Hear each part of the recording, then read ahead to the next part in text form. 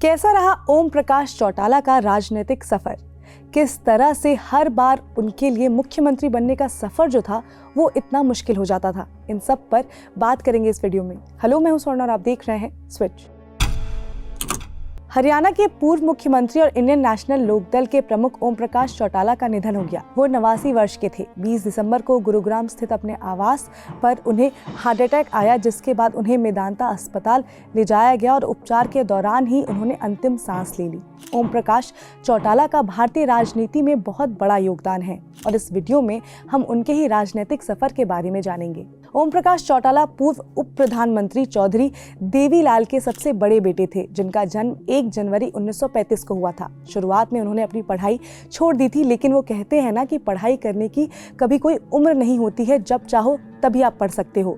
तो ओपी चौटाला भी जब एक मामले में जेल में गए थे, जिस मामले के बारे में मैं आगे आपको बताऊंगी, तो जब वो जेल गए थे तब उन्होंने अपनी स्कूली पढ़ाई जो थी वो पूरी की। अब हम ओम प्रकाश चौटाला के राजनीतिक करियर के बारे में भी थोड़ा जान लेते हैं। तो ओम प्रकाश चौटाला ने 1968 में राजनीति में कदम रखा और अपने पिता की परंपरागत सीट एलानाबाद से पहला चुनाव लड़ा। हालांकि इस चुनाव में उन्हें हार का सामना करना पड़ा था। हार के बावजूद उन्होंने चुनाव में गड़बड़ी का आरोप लगाया और अदालत में अपील की, और कुछ ही समय बाद अदालत का इस मामले को लेकर जवाब भी आया और इस सीट पर दोबारा से उपचुनाव हुए, जिसमें उन्हें जीत मिली।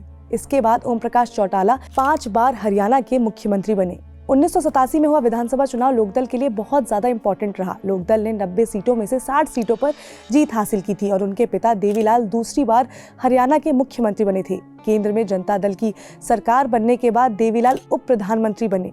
2 दिसंबर 1989 को ओम प्रकाश चौटाला पहली बार मुख्यमंत्री बने। हालांकि इसके बाद हरियाणा की राजनीति काफी ज्यादा गर्मा गई थी और चुनाव जो थे वो रद्द कर दिए गए थे और सरकार भी गिर गई थी इस बीच में, और इसी बीच ओम प्रकाश चौटाला को इस्तीफा भी देना पड़ गया था। तो ओम प्रकाश चौटाला का मुख्यमंत्री बनने का सफर भी आसान नहीं रहा है।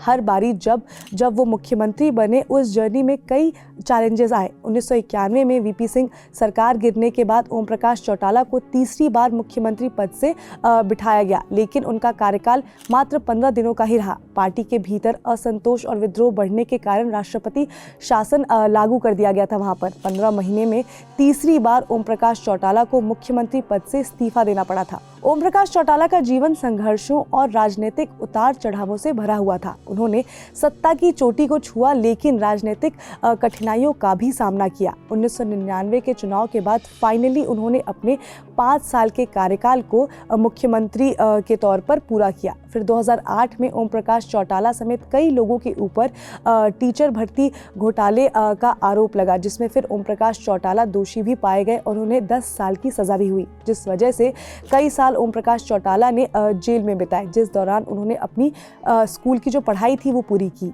ओम प्रकाश चौटाला एनडीए गठबंधन के ही समर्थक रहे। ज्यादातर समय हमने जिस तरह से उनकी राजनीति देखी उसमें। इस साल हरियाणा में विधानसभा के चुनाव हुए थे, जिसमें भी ओम प्रकाश चौटाला काफी एक्टिव दिखे। तो ओम प्रकाश चौटाला का चले जाना हरियाणा की जनता और राजनीति दोनों के लिए दुखद है, लेकिन भारतीय राजनीति में जो उनका योगदान है उसको हमेशा याद रखा जाएगा।